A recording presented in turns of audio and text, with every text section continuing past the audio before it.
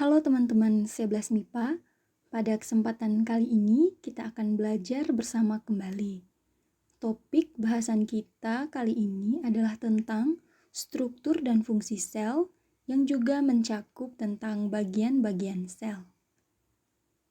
Pertama-tama, silahkan cermati penampang sel hewan dan sel tumbuhan yang ada pada gambar. Untuk perbedaan sel hewan dan sel tumbuhan, sudah Ibu sajikan dalam ringkasan materi dalam PowerPoint ya. Nah, yang pertama ada dinding sel. Dinding sel ini merupakan bagian sel tumbuhan yang khas. Jadi, hanya sel tumbuhan yang memiliki dinding sel. Selanjutnya kita akan membahas tentang membran sel, sitoplasma, badan Golgi, ribosom, retikulum endoplasma, dan nukleus. Nah, yang pertama, mari kita bahas mengenai dinding sel.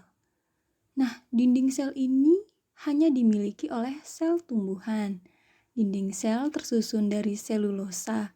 Nah, bagian dinding sel yang tidak mengalami penebalan disebut noktah. Pada noktah ini memungkinkan adanya hubungan antar cairan atau plasmodesmata. Nah, peranan dari dinding sel yang pertama adalah memberi bentuk pada sel, lalu untuk proteksi sel, dan yang ketiga adalah menahan tekanan air dari luar sehingga dapat mencegah penyerapan air yang berlebih. Peristiwa ini disebut turginitas. Selanjutnya terkait lintasan air pada tumbuhan, jadi ada dua ya.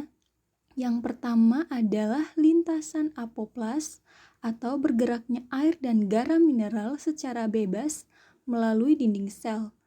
Lalu yang kedua adalah lintasan simplas atau bergeraknya air dan garam mineral melalui sitoplasma. Nah, selanjutnya kita akan membahas tentang membran sel atau membran plasma. Oke, teman-teman, membran sel ini dimiliki oleh sel hewan dan juga sel tumbuhan.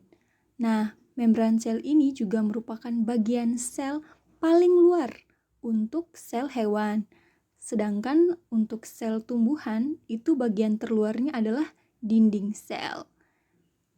Nah, untuk fungsi dari membran sel sendiri adalah sebagai sarana transportasi zat serta memiliki sifat semi-permeable, yakni selektif dalam memasukkan atau mengeluarkan molekul tertentu dari dalam atau dari luar zat.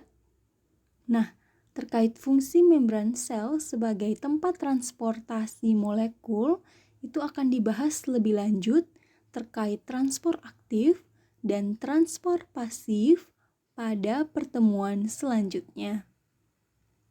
Nah, yang ketiga adalah sitoplasma. Sitoplasma merupakan cairan yang berada di bagian dalam sel, baik untuk sel hewan maupun untuk sel tumbuhan.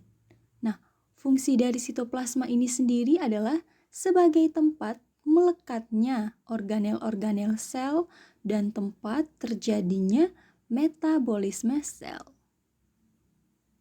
Berikutnya adalah inti sel. Inti sel merupakan pusat pengontrol aktivitas sel.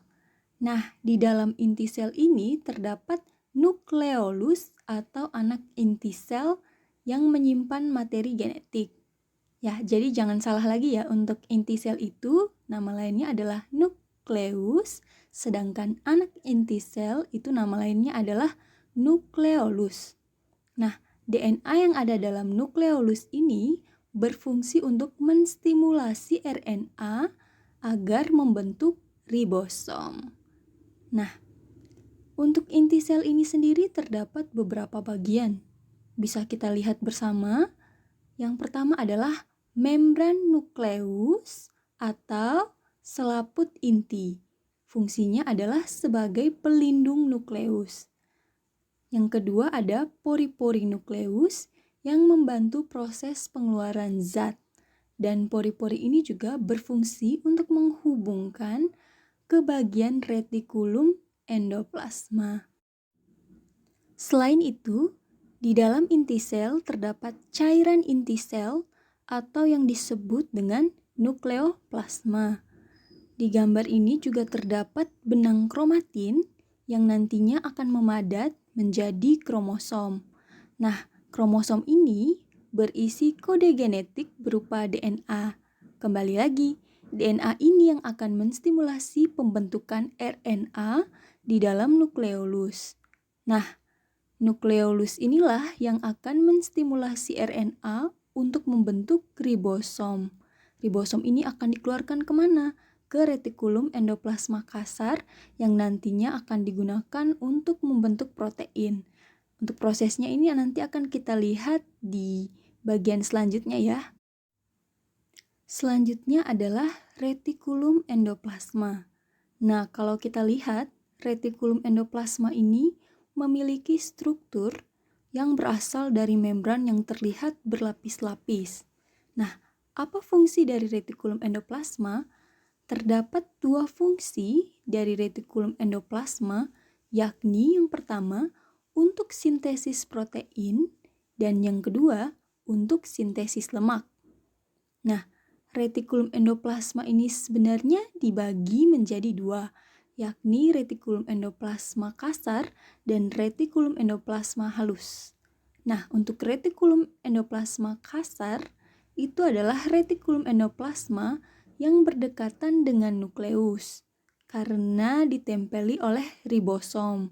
Nah, jadi ribosom yang dibentuk di dalam nukleus akan keluar melalui pori-pori dan menempel pada retikulum endoplasma kasar.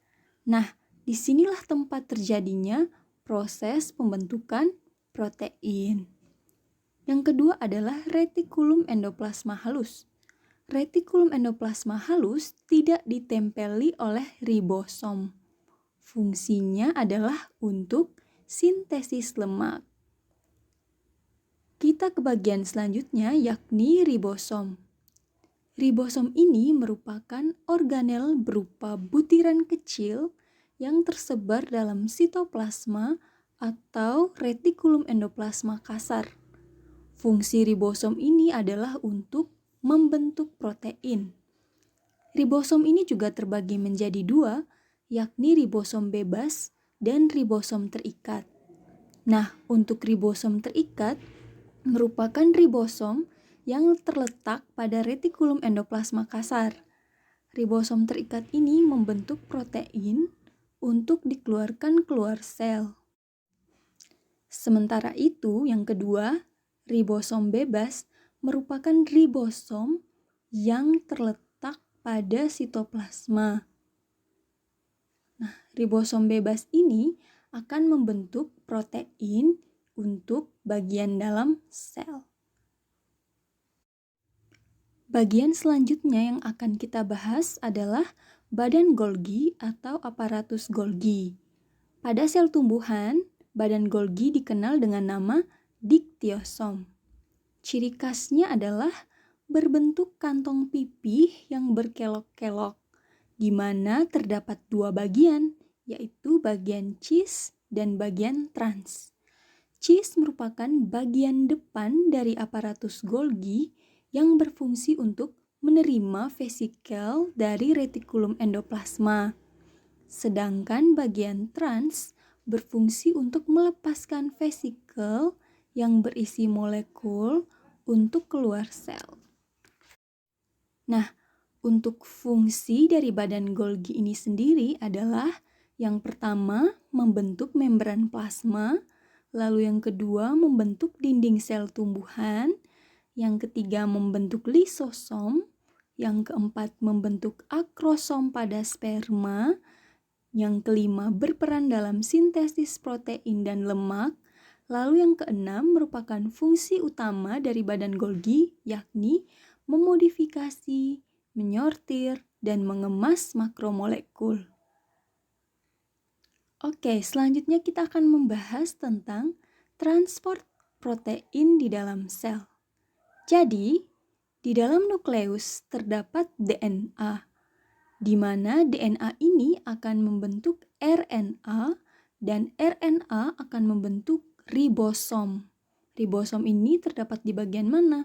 Terdapat di bagian nukleolus.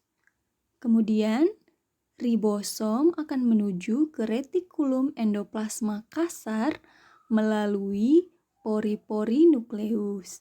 Nah, di dalam retikulum endoplasma kasar inilah akan terjadi proses pembentukan protein. Kemudian, protein yang sudah dibentuk akan diangkut oleh vesikula menuju ke badan Golgi yang akan diterima oleh muka cheese. Nah, di dalam badan Golgi ini, protein akan dikemas dan disortir lalu dikeluarkan melalui pintu trans. Nah, protein ini kemudian akan diangkut oleh vesikula menuju membran sel dan dikeluarkan melalui proses eksositosis. Nah, proses eksositosis ini apa, teman-teman? Proses eksositosis merupakan mekanisme transport molekul besar seperti protein dan polisakarida melintasi membran plasma dari dalam keluar sel dengan cara menggabungkan vesikula berisi molekul tersebut dengan membran plasma. Untuk proses transport protein di dalam sel ini bisa teman-teman cari kembali atau pelajari kembali melalui berbagai sumber yang ada di internet seperti video pembelajarannya yang sudah ada banyak di YouTube. Teman-teman juga bisa mempelajarinya melalui buku-buku pelajaran yang teman-teman miliki atau juga sumber-sumber lain yang ada di internet. Baik, sekian pembelajaran kita melalui video kali ini. Terima kasih sudah menyaksikan. Tetap jaga kesehatan ya teman-teman dan semangat belajar. Sampai jumpa di video pembelajaran selanjutnya.